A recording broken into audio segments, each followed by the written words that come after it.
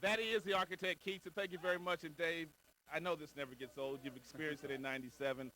You came to Detroit to build a championship caliber team. You've done that now. How does it feel? Well, it feels fantastic. You keep everything inside you for so long, and then all of a sudden you're at that point when that last out is made and it just goes spewing. So there's so much emotion involved, and it's just the top of the world. Now we want to keep it going here and want to do this about 3 or 4 more times the rest of the month, but and over the month of October. But it's a great, as good a professional feeling as you can have. Obviously, the players get it done on the field, but what has Jim Leland meant to this organization, the way he has handled all the success and some of the shortcomings they've had as a ball club? Well, I think he's our key addition, the key person that's joined us because he's had the experience to do it. He's our leader. He's the guy that has steered the ship for them day in and day out. He's just a great manager is what it comes down to. So when you have Jim Leland aboard for this group of players who had a combination of some veteran players with some young guys, he's just what we needed. So to me, he's the key piece. Briefly talk about some of your leaders, Pudge Rodriguez, Ordonez. Guillen really stepped up in a big way, and quite a maturation process by Craig Monroe. Yes, there's no doubt about it. I mean, you don't get here by mistake. With the number of wins we have this year, having our guys healthy, having the key guys like Maglio, Carlos, Pudge, seeing a guy like Carlos Guillen step up. We see Paulie come back now in our lineup. Brandon Inge has really stepped up this year. Curtis Granderson in the lineup. You just really one after another keyed by our pitching, really. So they've all stepped up, and I think they'll continue to do that. And I'm looking forward to playing next week when we get into the postseason. Dave, thank you very much. I know a lot of people want your time today. Thanks, Rod. All right, back to you, Keats. All right, well, the Tigers don't have the season they ended up having.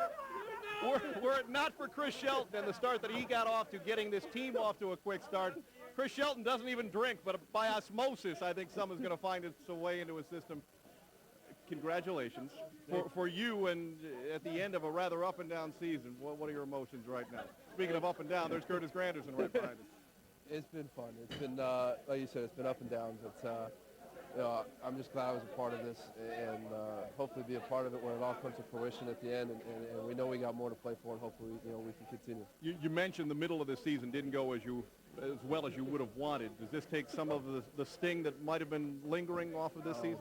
Definitely. Anytime we get something like this, it's an exciting time.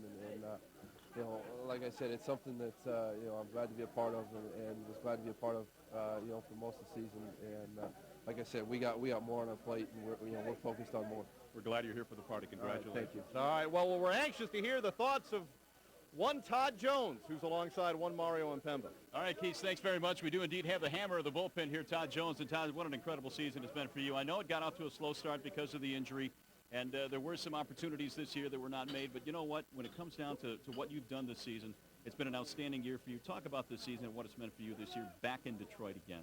Well, it's just been great. I'm so honored to be a part of this team, and I'm so excited for the city of Detroit.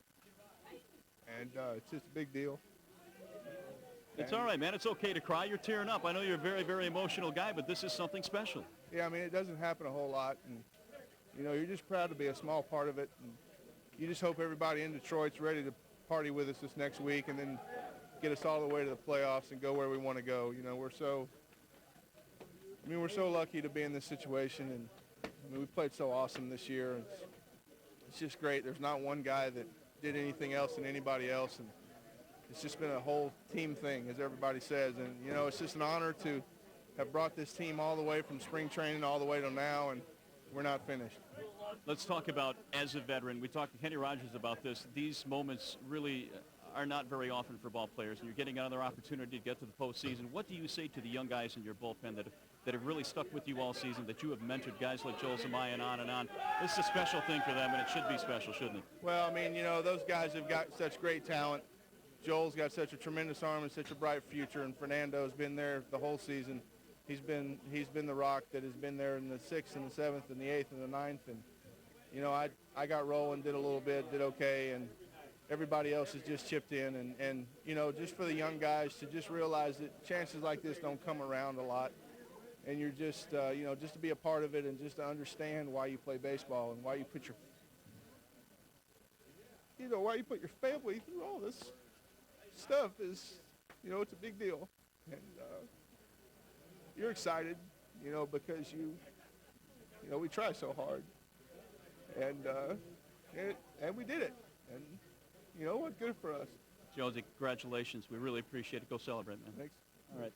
That's Todd Jones, and as you can tell, it's more about baseball. It's about the families as well, and we know we have Keats standing by now with one of the catalysts of the offense, Curtis Granderson. Keats? Yeah, it's certainly one big, happy family in the Tiger clubhouse. Curtis Granderson has to be thinking, easy game.